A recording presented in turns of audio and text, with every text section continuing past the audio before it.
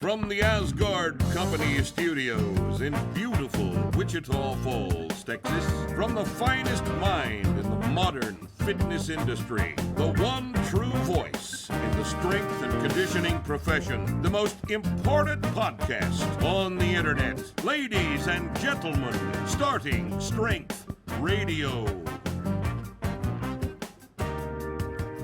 Welcome back to Starting Strength Radio. It's Friday. And so are you. So here we are. And on Friday, we put up, as you know, a new episode of Starting Strength Radio. And in these trying times, we have been searching for some spiritual relief from all the chaos and chicken shit that surrounds us on a daily basis.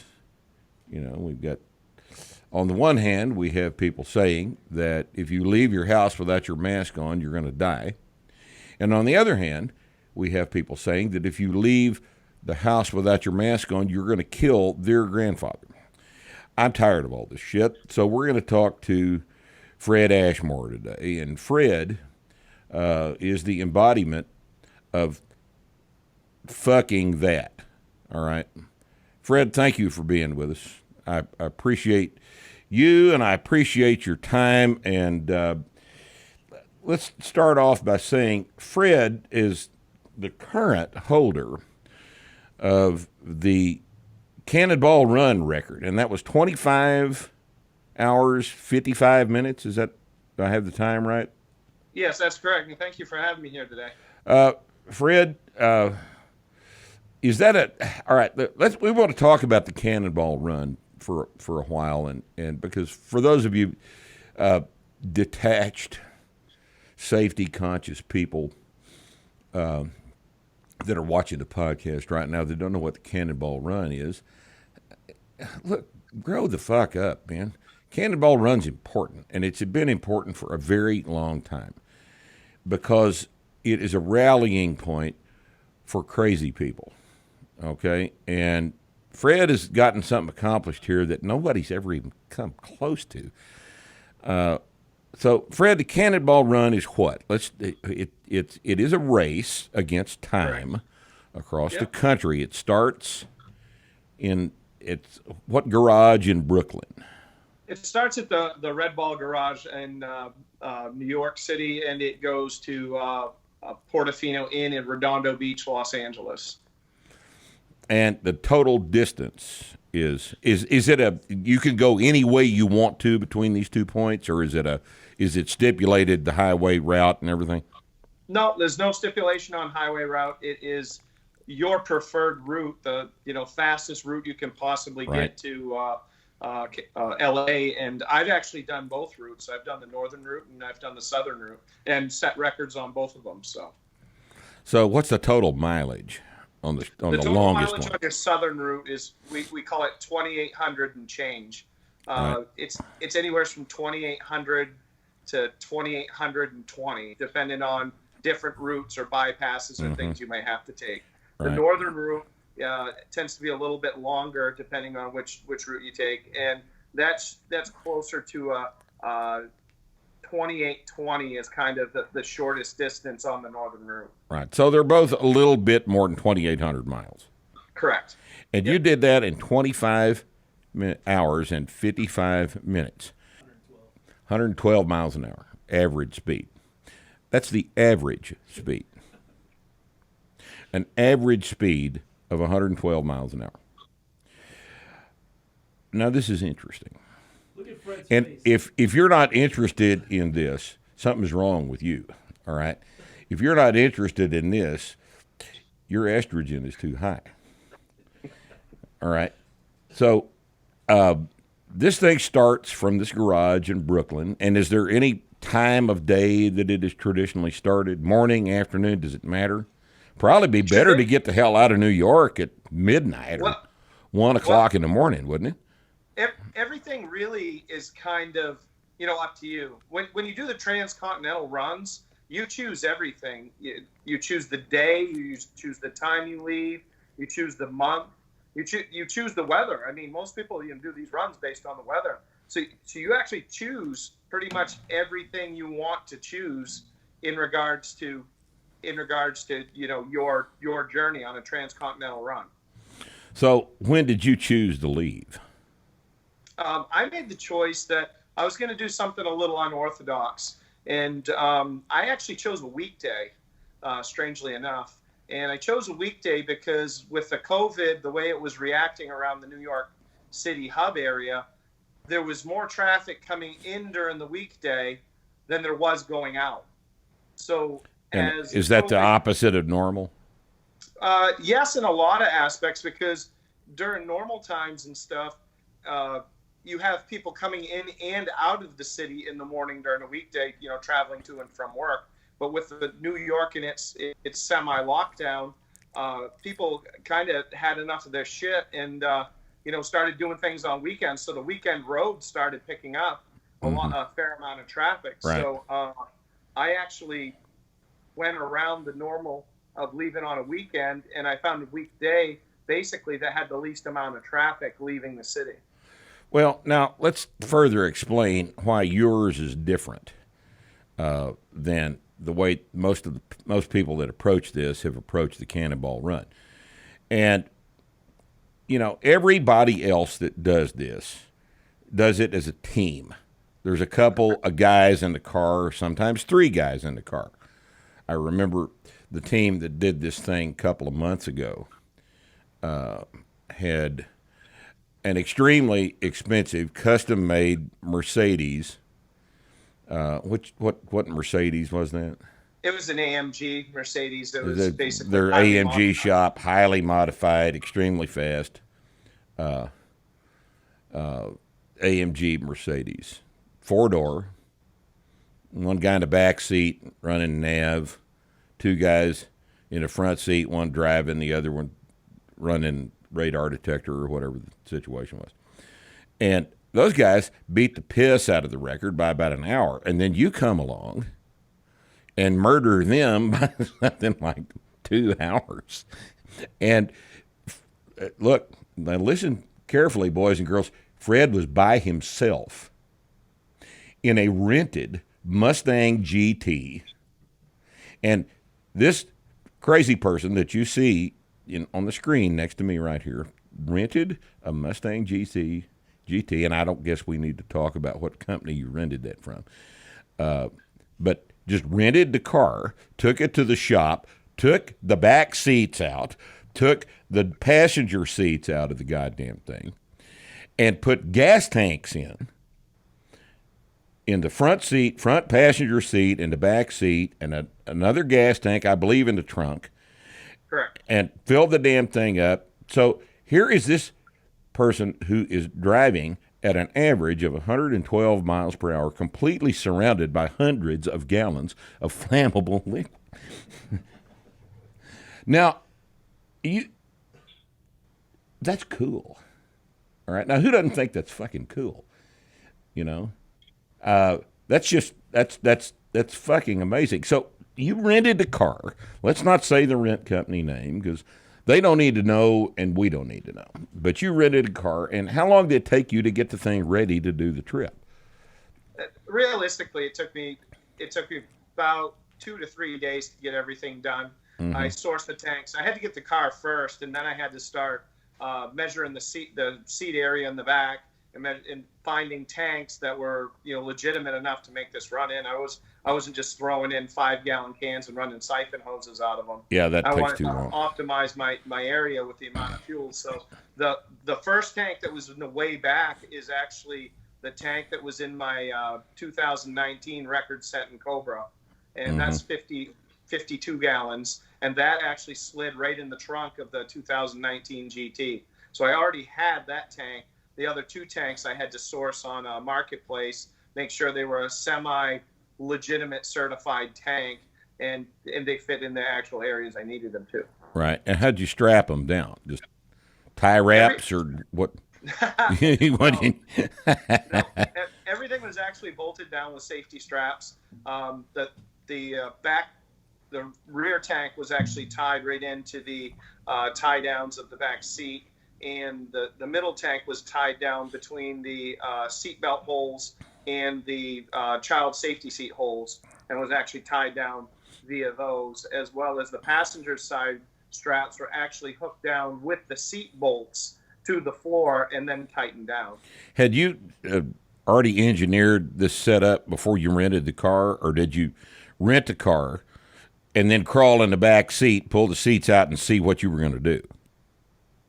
Basically, I had to get the car in my possession first to decide, several things, where I was going to access the fuel delivery on the car, what size tanks I needed, and how I was basically going to balance out this amount of fuel throughout the entire car. A lot of people just think that there was a 130-gallon gas tank hooked on the back bumper of this car, and I was driving like a maniac. Well, you were driving like a maniac, but that's kind of part of the deal, right? So this took you 3 days to get from the time you picked the car up to the time you left the Red Ball garage. Correct. Man, that's a lot of work. That's a hell of a bunch of work in 3 days. Yeah. And how many people do you have helping you with that part of it? A good friend of mine in Oklahoma had a shop, and they'd help me with minor things, but for the most part, I did pretty much everything myself, as far as, finding the tanks, putting them in the car. Right. He had a real reaction like most people do. What the hell are you doing with this brand new car in my garage, tearing it all apart? And he obviously thought I was crazy, so he just kind of looked and laughed and watched me, go to work on what I was doing. This took place in Oklahoma? Correct. So you did the modifications in Oklahoma? Yeah, I actually rented the car in Tulsa, and I have a home in Oklahoma as well that I purchased earlier this year. Right. And it actually really worked out good because my friends and stuff in the area were the guys that I hired to refuel the car just off the interstate at the halfway mark. So Tulsa's about halfway. Yeah, Tulsa's about your halfway mark. That's interesting. So what was the total fuel capacity of the gas tanks and the onboard OEM tank? I figured it out to approximately 130 gallons. There's residual in there, so some you aren't going to get out. Right. So It's hard to tell what. 127 to 130. Right. And one refueling did the whole thing. So 260 gallons got you to Redondo Beach. Yep. Well, that's pretty good gas mileage, really, isn't it? 12.3 is what it said on the dash. That's not bad, 12.3. And I noted in the story that I read about this that your statement was, I found this fascinating, that no matter what anybody tells you, a Mustang GT will not go any faster than 159.5 miles an hour. Now, think of the enormity of that statement. It is pretty broad. Yeah, that's quite a statement. I mean, you actually know, don't you? I mean, it's governed at 159.5 mile an hour, right? Yeah, and why did they pick that number? Why did Ford decide on 159.5 for the govern? Oh God, that's insanity. So, I've never spoken to anybody that's done this race before. It's a race against time. There's not two cars. There's just one car and a clock. As I mentioned previously, most people have a crew with them. Most people that are driving have a standby guy, or at least one, maybe two, and the driving is divided between the two people. You drove this thing and stopped for fuel once. 8 minutes. For 8 minutes was the fuel stop. I guess you just peed in the floor of the car. This has to obviously be explained when you turn it in, but large Gatorade bottles work well. Well, let's remember that. Right. Got that right then. And I think it's significant that Fred tells us that it's a large Gatorade bottle. So I just don't want anybody to think. well, I'm no, for something I else. wouldn't want anybody to think that anybody that would do this and they could even use a small Gatorade bottle. It wasn't a Mexican Coke bottle. No, it wasn't one of those. So you carried food, you had some Gatorade, you had stuff so you don't have to stop. 25 and almost 26 hours is a hell of a long time to stay awake in a situation like this. And you got, you can pull over and change out drivers, and which obviously costs time. If you've got a driver to change out with, how did you stay awake for this whole deal? Just Vivarin? It's not terribly unusual for me to stay up these long amount of hours. When I did the run in 2019, I stayed up the whole 32 hours for that run as well, and stayed up the rest of the day after I'd gotten there. I guess the adrenaline. I normally drive 20 hours and sleep 4 when I bootleg for people. So, realistically, staying up another 5 or 6 hours when you're used to staying up 20 isn't a big deal. Right. You're already adapted to that. Yeah. So when you bootleg for people, what are you doing? Corn whiskey or something else? Or should I even ask this? No major contraband. Let's put it that way. Like, right. A lot of times, somebody will buy a new $100,000 or $200,000 camper across the country, and they'll want it to go to 4th of July weekend, and where a CDL guy can't do it, they'll call me, and I'll head out across the country and go get their $100,000, $200,000 camper for the weekend, or they'll want their new sports car for the weekend from California back to Maine or wherever. And they just can't get it here, so they'll hire somebody like me, and I'll go get it. Well, have you got a website, Fred? We need to plug you. A book, a video, something? I just have the black book. People that know me give me a call, and if they need a hand with something, they holler at me. You've got a little chain of contact there. Well, that's interesting. So, tell us about the drive. Was it eventful? Was this, you've done these before? How did this one compare to the previous times? This one was obviously different because I've only done one other solo, and this was the fastest one by all means. Really, it's hard to make it exciting because there's so much monotony going on for 26 hours. Yeah. I mean, most people can't sit in their living room for 4 hours and binge watch a TV without getting up and going to the bathroom or go making something to eat. So really, once I got out of New York and got on the road, and everything starts being taken up by math calculations and checking in with my brother back home to try to hit my marks, watching for cops. The first half of the trip, other than a little construction here or there where I got on the wrong side of the cones, to get around people. Other than that, the first half of the trip was highly uneventful. Right. Well, it's just passing a bunch of cars all day. Yeah. It's one after another, passing a whole bunch of cars. All right, here's just full disclosure here. I've got 2 fast cars. All right, I've got a 2011 Shelby Cobra GT500 Mustang. Yep. It's a death trap. I don't recommend anybody drive it. It's a fucking death trap. It's about 3 times as fast as the suspension is designed for. Yep. It's an idiot's car. It's like a really, really, really fast dump truck. Yep. All right. And I have, in addition to that, I have a 2008 model BMW M6 with a 6-liter stroker motor in it. It's also stupid, but it's drivable, and the Mustang is not. When the M6 at 130 miles an hour drives just like it does at 75 miles an hour. Yep. It just gets faster and it sucks down on the highway. At 120 miles an hour, the Mustang is about to leave the pavement. Yep. I mean, you'll just wad yourself up in the bar ditch in that damn thing. It's a stupid car. Yep. I don't know how they designed it that badly, but it's just, God, I hate it. But it starts and it runs, and it's kind of dependable transportation, so I haven't sold it yet. But I don't like driving it as near as much as I do the M6. My question, when I first heard this, that you had done this thing, was this a 2020 GT that you rented, or 19? 19. What was, is a 19? Yep, premium. And has that car been redesigned since the 11? That's a seventh generation.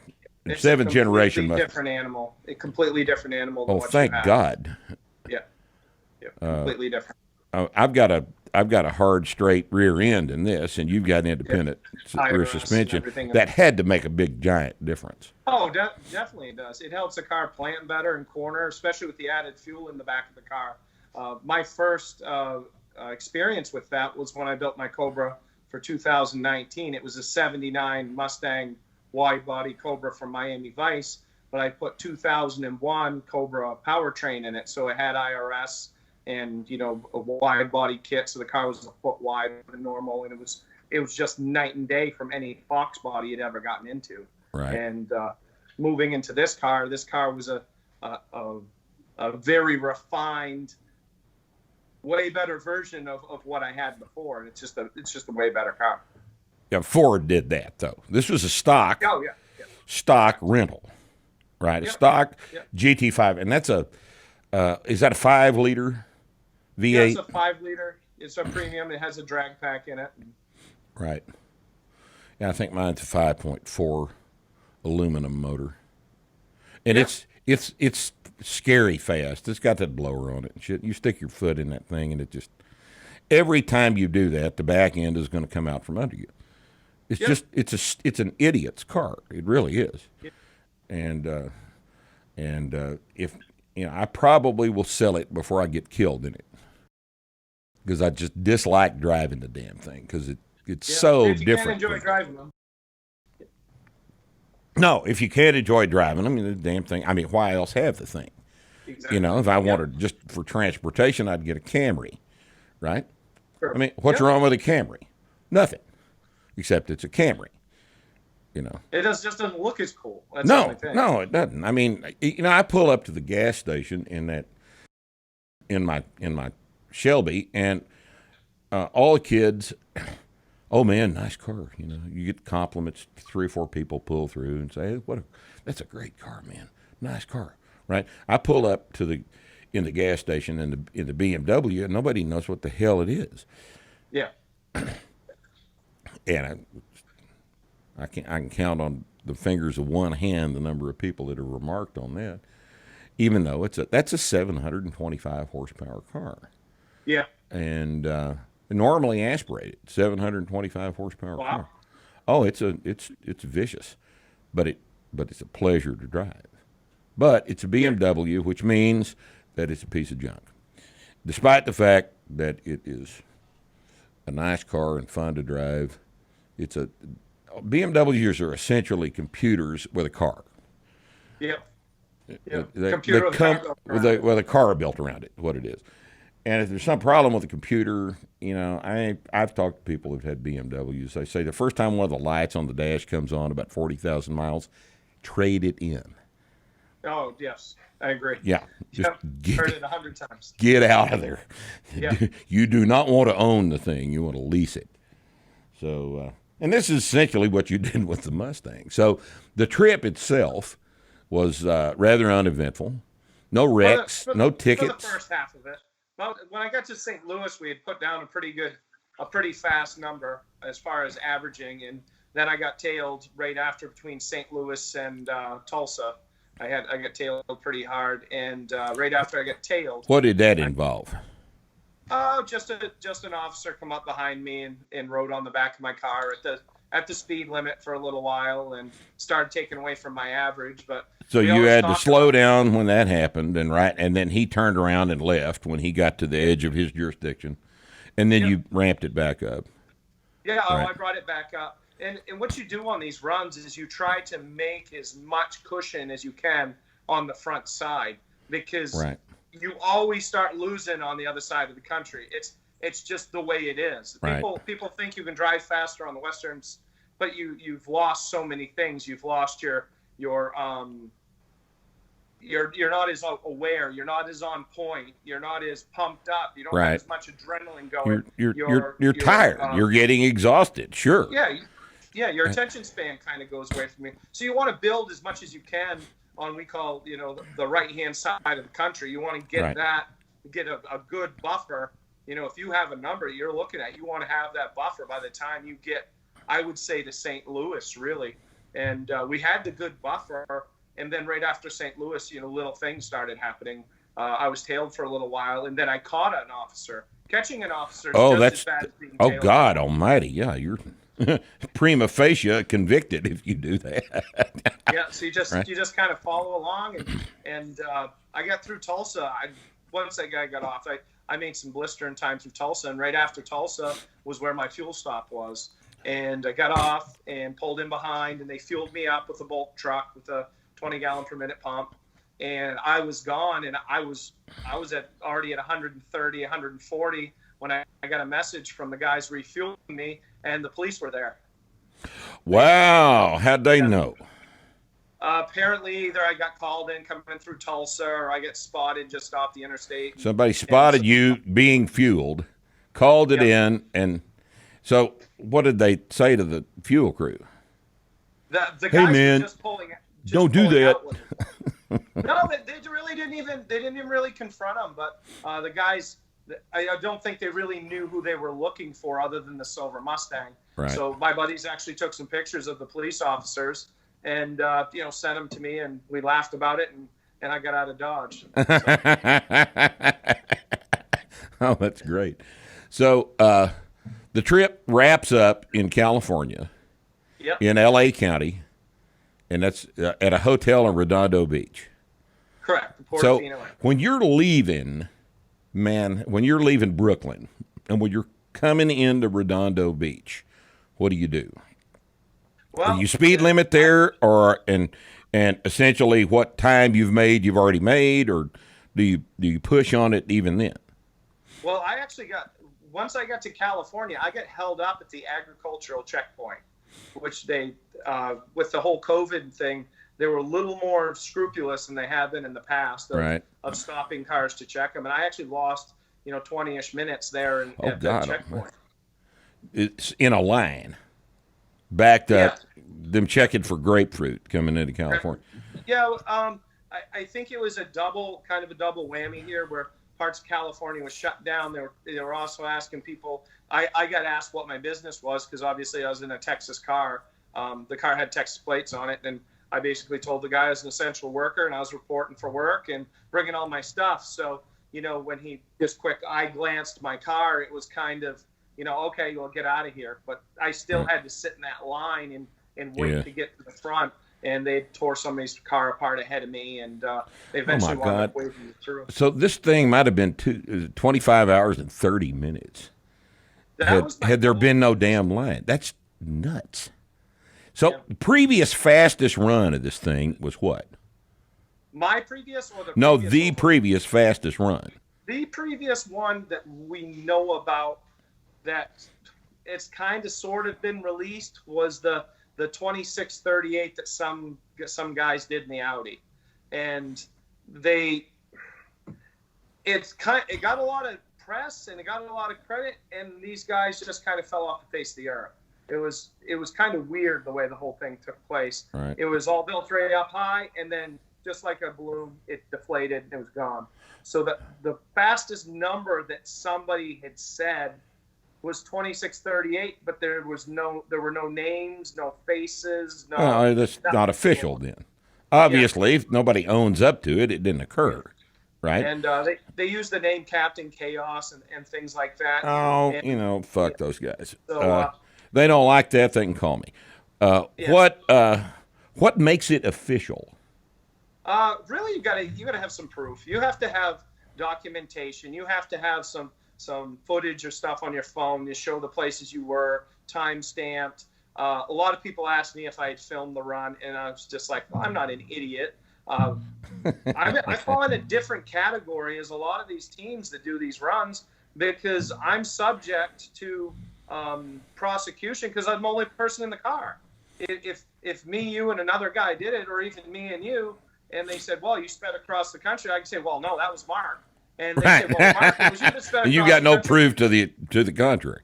Yeah, exactly. So, so for me, I had to do everything I could to document my run with photos and witnesses and stuff, without incriminating myself to the point where, say, for instance, if I gave you information, it doesn't have information that could cause you to get pulled into court or you to get subpoenaed or to turn things over. Road and Track saw all my proof.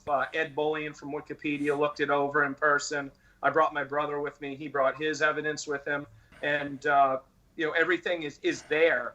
The fact why they say I don't have the same proof. I didn't have anybody else in the car. It's not like I had somebody sitting with me the whole time. There wasn't any room for anybody else in the car. Strap him on the roof. Yeah, put him on the roof. Oh, God. Well, this is a fascinating process. And those of us amateurs that just have fast cars and drive them too fast risk getting a ticket. What do you do in a race like this, in a timed event, to keep from getting thrown your ass in jail? Because if they catch you going 159.5 miles an hour, I mean, that's not a ticket. No. That's not a ticket. That's a see the judge in the morning, right? Yeah, exactly. Definitely. And Doug is a good friend of mine, Doug and Arnie, the guys who set the record in the AMG. And Doug and I had dinner over Christmas, and we started talking about his time. And I basically told Doug, I said, I don't know if this is beatable by hours. And he said, really? I only think it can be beat if somebody just doesn't give a shit and just forgets about all the foolishness of worried about this or worried about that. And first and foremost, straight off the bat, that's where I started. I started out with saying, plan on going to jail. If you go to jail, pick up the pieces afterwards and sort it out. And so number one, about staying out of jail, you have to forget about going to jail. If it's not a factor. It can't be a factor or you can't do this, right? Yeah, just stop worrying about it. Just, just stop worrying about going to jail. So I actually it's not that big a deal anyway, really. Well, I mean, I've been in jail. It's just, you get out the next day and everything's fine.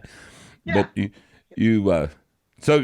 that's not even a factor. That's not something you worry about. But if you're going to complete the run, you've got to have some interdiction going on to keep that from happening, or you've wasted the whole effort. So what do you do? So, the first thing I did is I sourced a bunch of my countermeasures, is what we call them, from my 2019 Mustang Cobra. And one of those is an ALP. It's called a parking system. And what it actually is, it's a laser jammer. And it's a parking system. I see. So you set the car all up with these sensors on it, and you reformat it so that it jams the lasers from the police officers. Right. That's one of the countermeasures I have. Right. I also use a Uniden R3, which at the time was one of the latest, greatest radar detectors out there. So that's Ka band sensitive thing, right? Yeah, everything's got KAX, the whole works on it. Right. And so I use that as my radar detector. I used Waze, which is basically that app a police on the monitor. You're probably familiar with that. Right. And I also use Google Maps because Google Maps actually they've started putting monitoring police officers on Google Maps as well. Oh, that's good. So, and one of the important things, and a lot of people don't talk about this, is making sure both your Waze and your Google Maps are on the same route, because being formatted differently, they'll reroute you different ways. So I guess they would. Yeah. So if you don't sync them so that they're both on the same route, you can wind up one telling you to turn this way and one telling you to turn that way. If one thinks that Main Street's faster than High Street, just as a for instance. So I use those as my countermeasures.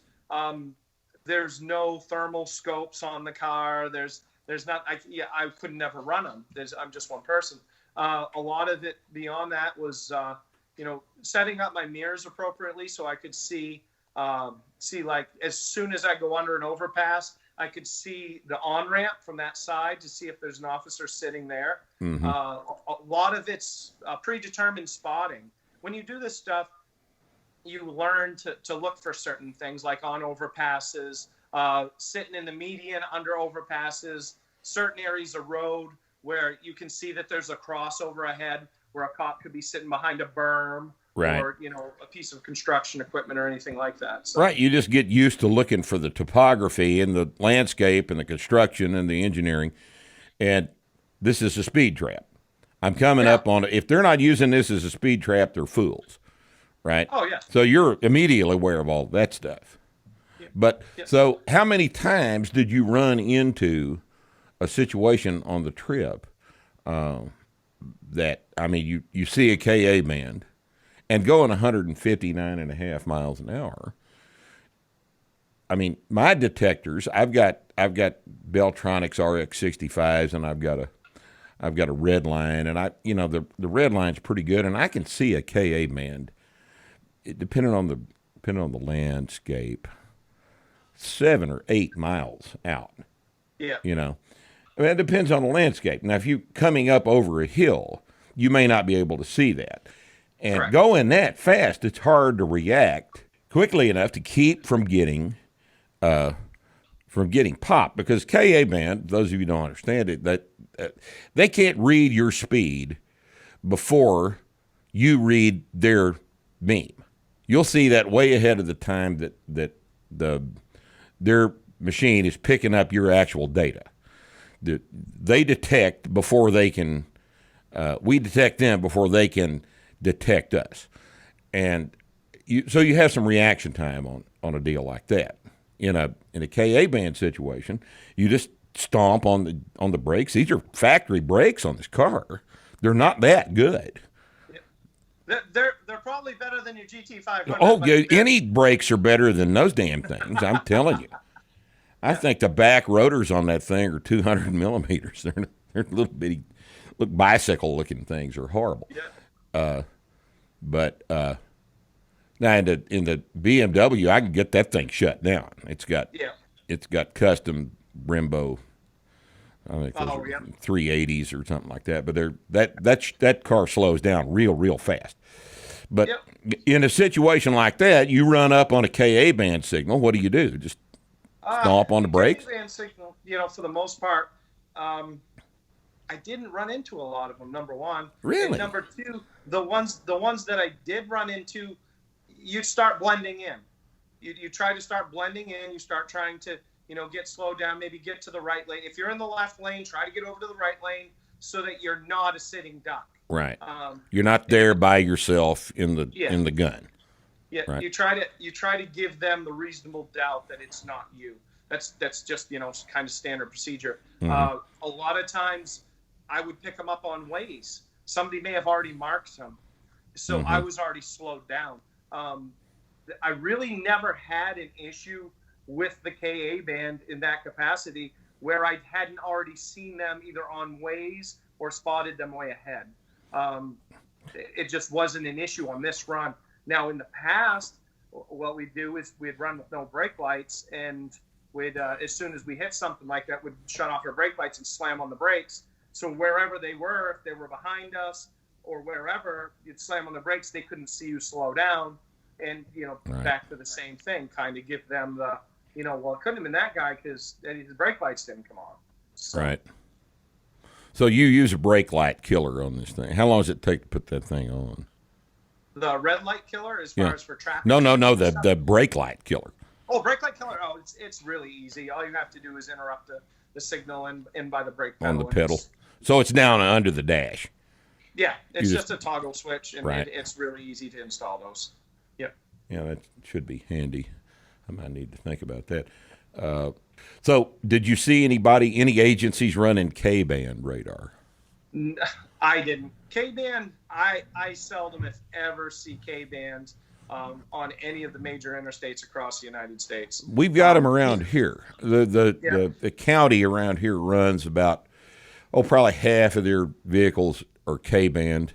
They're old units and stuff, but you've got to pay attention to that. The problem is you get so many false K-band signals from door openers that it gets confusing. X-band I don't pay any attention to anymore, but the K-band stuff can be a problem if the agencies are still running them, because some of the low-budget places are still running that system. Oh, definitely. Well, the thing about that, though, is like you said it, though, is counties. It's not very often that you're running up on sheriff's departments on the interstate. Not where I run anyway. And pretty much. Well, yeah, that's a good point. It's state police and local. Is highway patrol or state police. Right. So you're 100% right as far as the KA band on the smaller groups and individuals. But running across country, you're just not seeing those smaller police departments on the interstate running radar. They just aren't there. Right. They're out Not of in my county. experience anyway. Somebody's out there going to be, I've seen them, and maybe. You can see one or two, but by and large, interstate highways are state police jurisdiction, and that's who runs out there. And I'm seeing here in Texas, I'm seeing some cars, some DPS cars with laser, and you didn't used to see that. Yeah, you come up on somebody parked at 90 degrees to the pavement, they are probably lasering your ass. Yeah. And I got a ticket about 2 years ago in a situation like that. And, man, he was right. He was in a perfect place. He'd nailed my ass. And I was going, prior to that, I'd probably been up at around 98. I'd gotten it down to about 85. Yeah. In the 75, so he was coming up over I just felt like, something, this doesn't look good, so I shut it down a little bit and still got a ticket. But, laser's hard.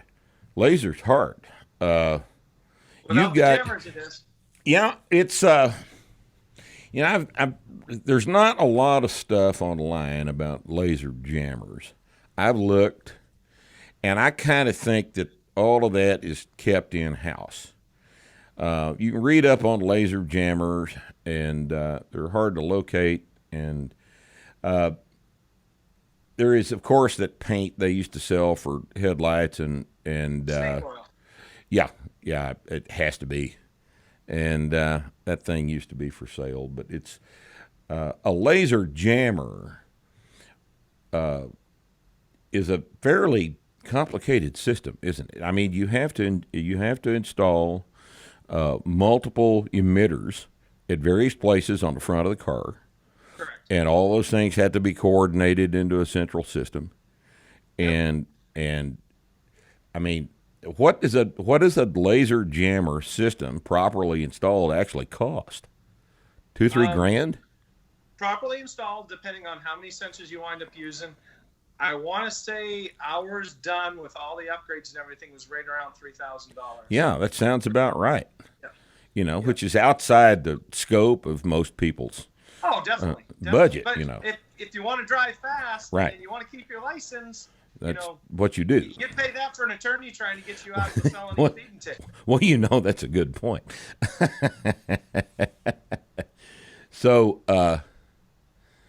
who manufactures laser jammers? Is there one company doing this, or is this kind of a cottage industry that 2 or 3 guys are doing in the garage and selling, bootleg around black market kind of shit, or what's the pretty much the standard that anybody uses, and it's called a parking system. ALP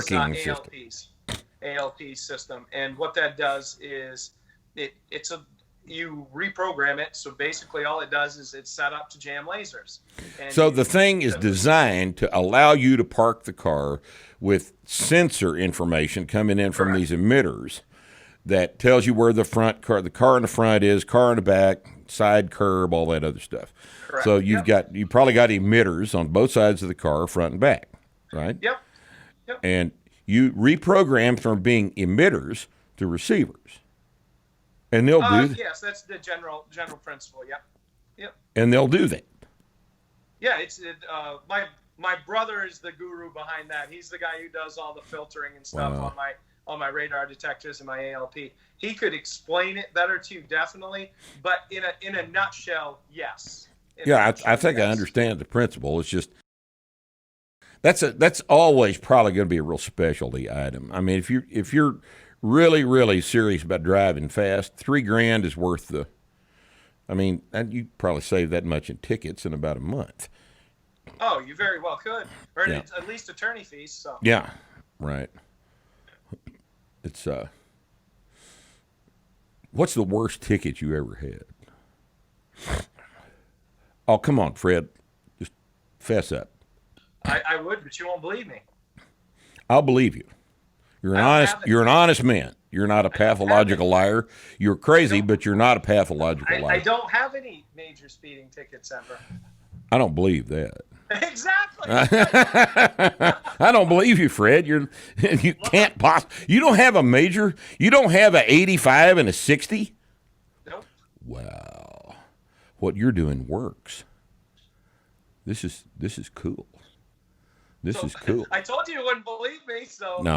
No, that's interesting. No, I mean, if why would a guy gets tickets all the time be able to pull off a 25-hour, 55-minute Cannonball Run?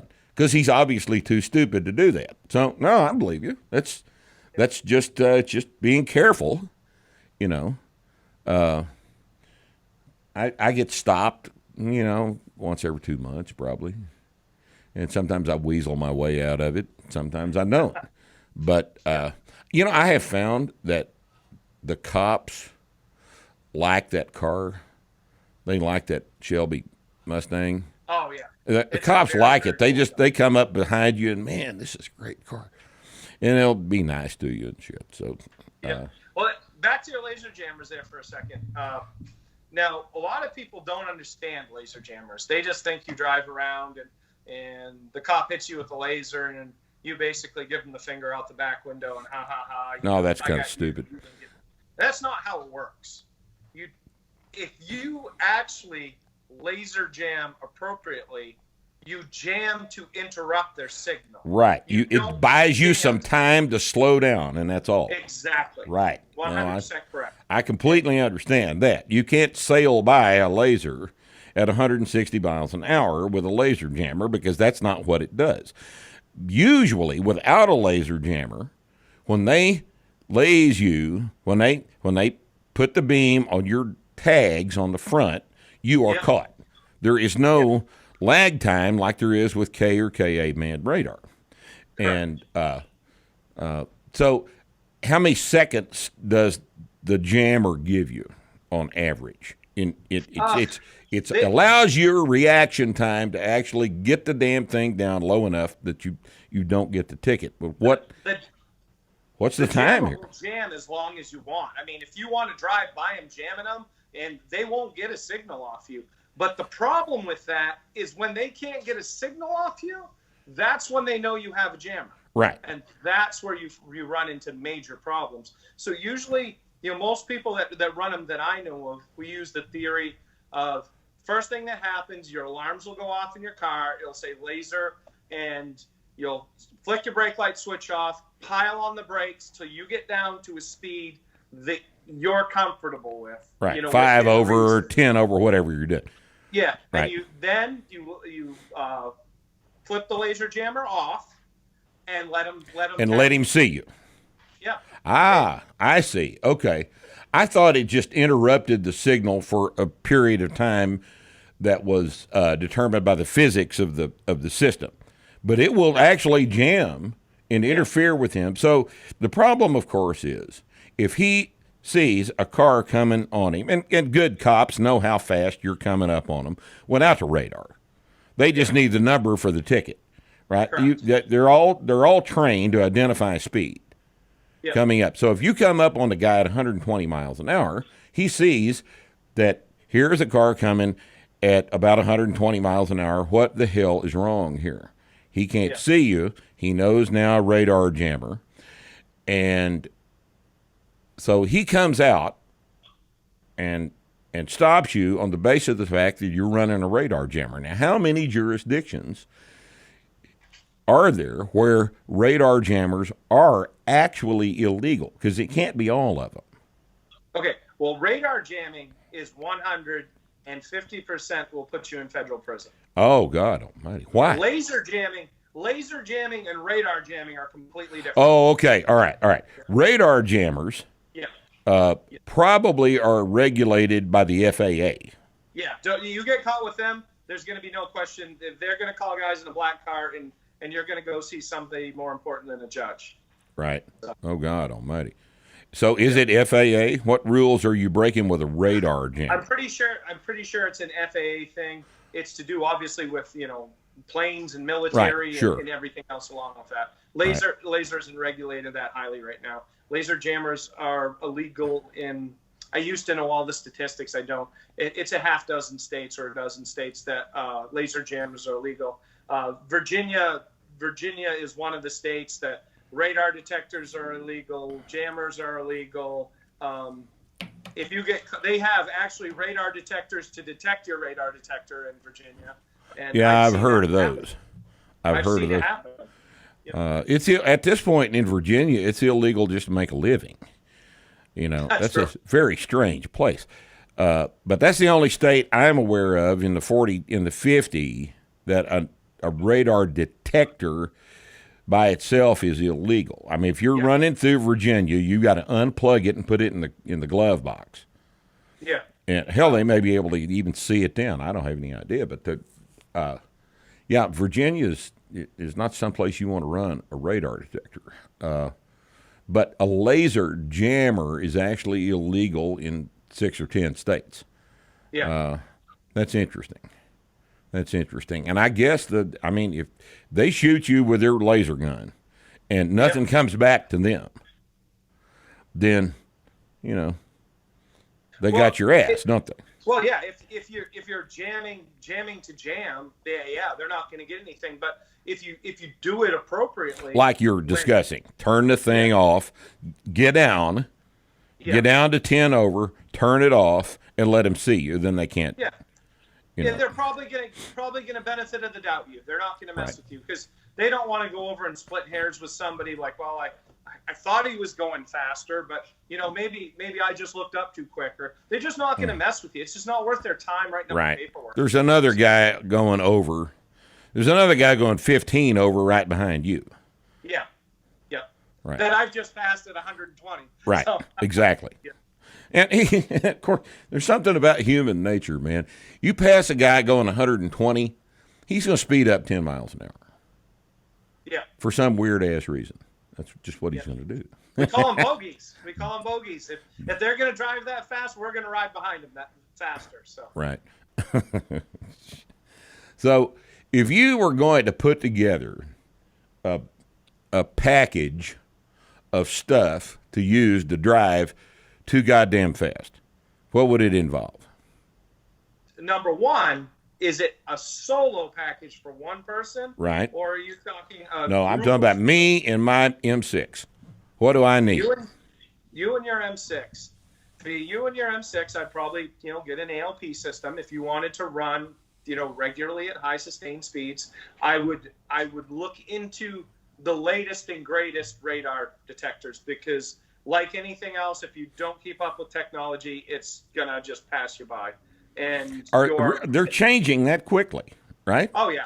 Yep. I didn't know that. There's a new R7 out from Uniden already, and it's a great radar detector. Everybody swears by it. And just like Ford, Chevrolet, and Dodge, everybody has their preferences in radar detectors. Right. Mine happens to be a Uniden.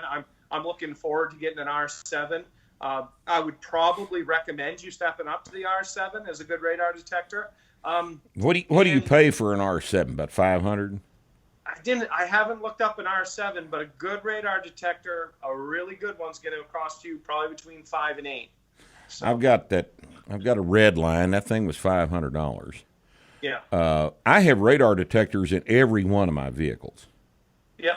And even if I'm even in my trucks because I want to know who's watching me. Yeah. It's not that I'm going to speed in the trucks because they're diesel trucks. I might go 5 over, but it's not for that. It's like to know once you drive with a radar detector for any length of time, you're blind without the damn thing. Yeah. You just really feel it's horrible feeling. But they also can give you a false sense of security, too. They certainly can if you're not smart about how to use the damn things. That's absolutely true. Yep. If you think they work all the time, and if you think that you can get around these things, these KA band guys that are exactly positioned, where they know damn good and well you can't see them until they can see you, then you're going to get a ticket. Oh, yeah. And I've had it happen, but nonetheless, I want one hanging on the windshield just to tell me what the hell's going on around me. Yeah. And it gives me a sense of comfort just to know 2 miles ahead of time that there's a guy sitting up there in front of me. And you get to where you use these things. You can tell if you're running with the guy, if he's coming up behind you, if he's in front of you. You can kind of get a feel for where everybody is, and that's just good to know that. Whether you're speeding or not, it's just good to know what the hell's going on around you. So I like them. I really do. I highly recommend a radar detector. And an entry-level machine like an RX-65 Beltronics works pretty good for $125. It works pretty good. But you get more time. The primary deal is detection sensitivity, I think. The R7, the unit on R7, probably tells you earlier what the RX-65 is going to tell you later, right? Is that's what you're paying for? And what I tell you this is, if you are going to run a lower end radar detector, I'd recommend maybe running like a tablet with Waze on it. I don't know if you have one or not, but you can mount them on a visor or anything, and you can it just will trace your route where you're driving, and it'll tell you if there's a police presence. If you're gonna run, one that doesn't have as good a range, I would recommend maybe a small tablet with a Waze running on it, if you don't have it running on your phone.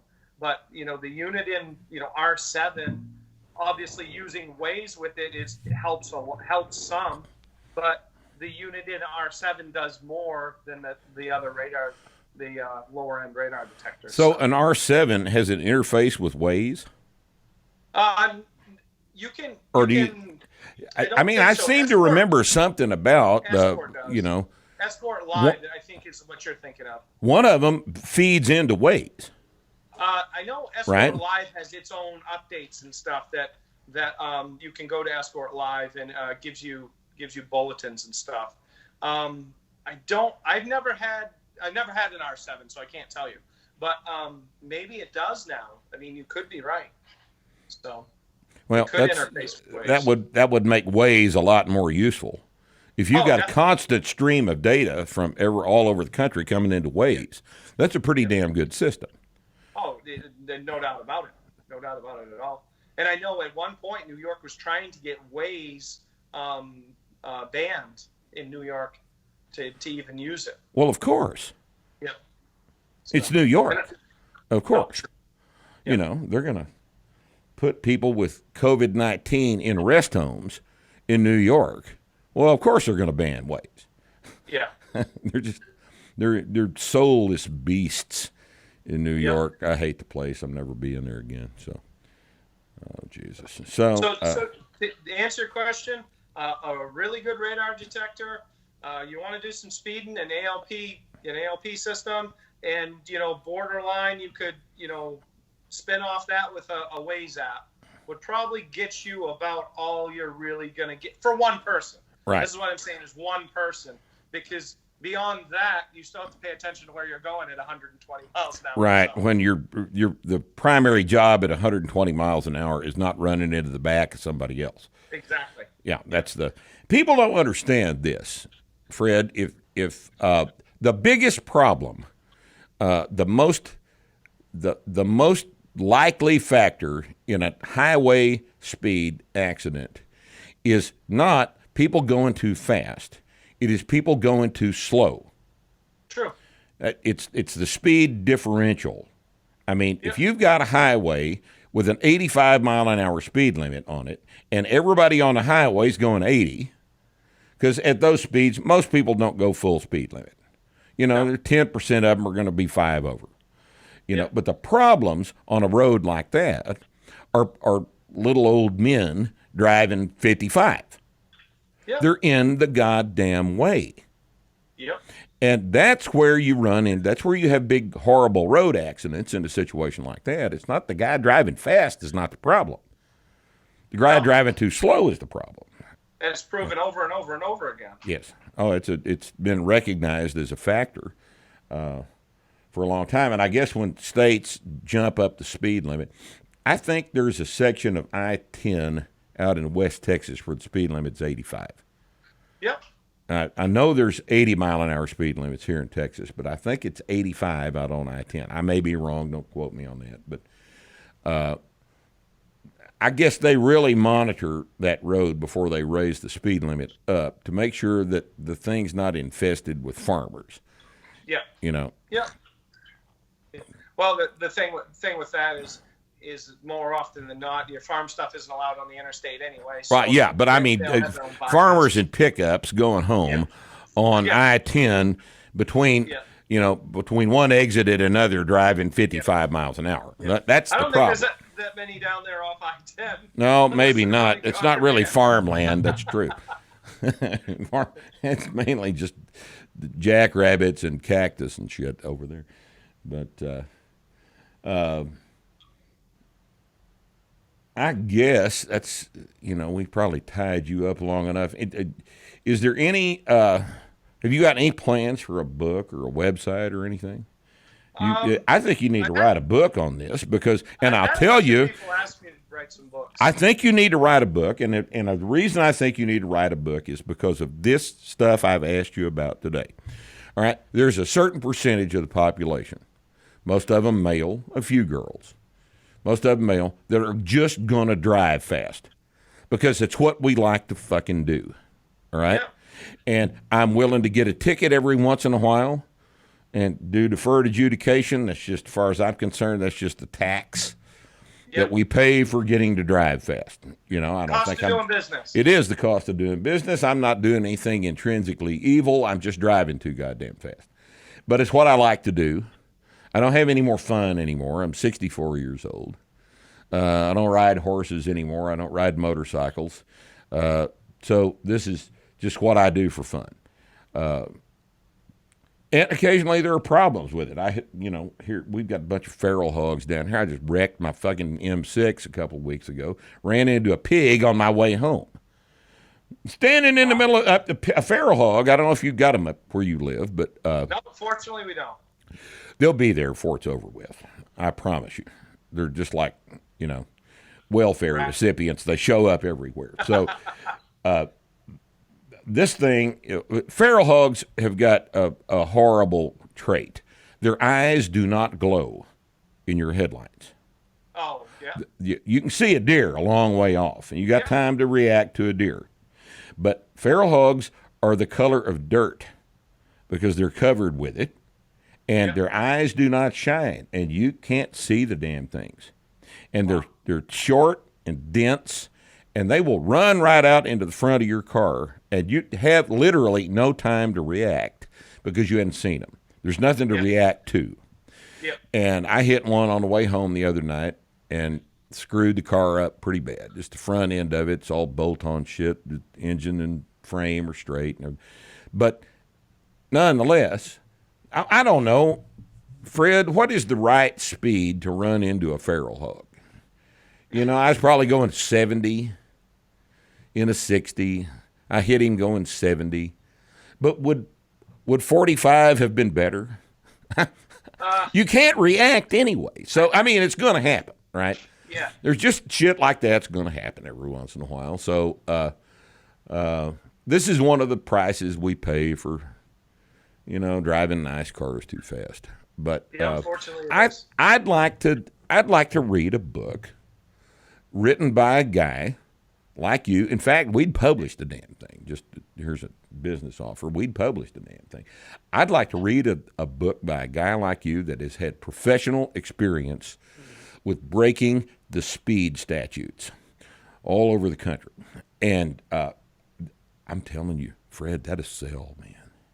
Yeah. That is sell. There's 10% of the people in the country will buy that book.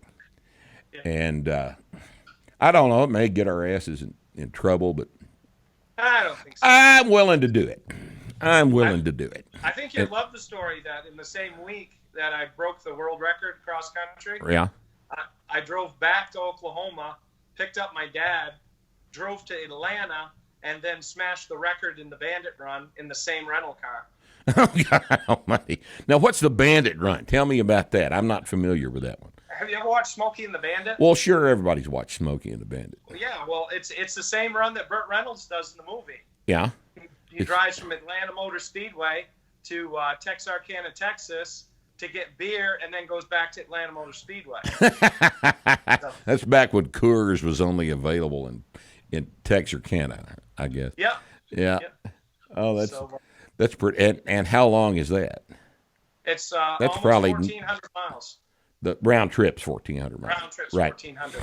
And we on the way back, I blew a tire with 368 miles to go at 130. And in the last 2 hours to break the record by 40 minutes, we averaged 106. Wow. What kind of tires? So that's a real good question. I ain't thought about asking. What kind of tires do you prefer? If you're going to do this, what tires come on that rent car? Did you change them out? Or I had to. I blew the tires right off the back. no, I'm talking about on the first run. The first one had Pirellis on it. That's what you rented it with? No, I didn't do anything custom. I just used what was on the car. And those are speed-rated tires, I guess? Yeah. Yeah, I think they were just limited at the 159 or 160. But I think driving at that speed for such a high rate of time, it kind of took the center right out of the tire because they're a real soft compound. And then when I did the next run on the Bandit race, it just finished them off. It was thin. Yeah. I guess. So Pirellis. I actually like the Nito tires. That's what I've got on my Mustang. Yep, I like the Nitos. Nito 550s. Yep. And yeah, I think I'm ready for a new set. But yeah, that's I tried driving that Mustang with all-season tires on it for a while, and that was a real stupid idea. They're just not fun. It's you're just thinking to yourself, every curve you go around, you're thinking to yourself, what would it be like to be in that barbed wire fence over there at 70 miles an hour? That's, because it doesn't feel good. Exactly. Yeah. The damn thing doesn't feel good. But so yeah, I went back to those. But you don't have a preference for so the guys that did the thing in the AMG, what tires did they use? Because I'm sure that was a car was custom designed for this run. So what did they use? I'm not sure what Arnie had on it. And for some reason, Michelin's coming to the top of my thoughts, but I could be wrong. But I think he had Michelin's on it. And again, Arnie or Doug would definitely tell you. I always like the Nitos. Michelin's a good tire. Honestly, to do what I was doing, I like something with a little harder compound myself because you're driving them so long, they're going to get softer anyway. Right. So if you already have a soft tire, driving at that extended amount of time is going to make the compound even that much softer. And wear it out even faster. So you're right down to the carcass before you want to be. Yep. Mm-hmm. And nobody wants that. So. No, that's bad. You don't want to see the threads on the thing. I've done that before long time ago, when I was buying used tires all the time. I got pretty good at finding good used tires for $20. Like 35 years ago, I could go into a tire shop and I think I want that one, and it'd be, good tire for $20. But that's those days are gone. You can't do that if you're driving like a crazy person all the time. It's funny you say that because when I turned the rental car in, I stopped at a used tire shop and put 2 used Michelin's back on the car, and he charged me $20. So. So the used tire business is still alive. That's good. It's alive and well. That's good to know. That's good to know, man. Oh, God. Well, Fred, thank you for being with us today. This has been a fun conversation. And, Fred and I are not encouraging you to disobey the law. you must understand that we're not suggesting that you disobey the law. We're just suggesting that if you do, there's a proper way to do it. And Fred, thank God for you, man. In these days of safety, everybody must be safe. Nobody must take risks. Nobody must leave their house without their mask because somebody somewhere might get sick. It's good to know that crazy bastards like you are still out there with big, giant, cantaloupe-sized balls doing cool shit. And I appreciate your being here with me. Well, thank you for having me. And Oh, God, don't break yes. the law while you're breaking the law. No, absolutely not. And thank you for being with us on Starting Strength Radio. We'll see you next time.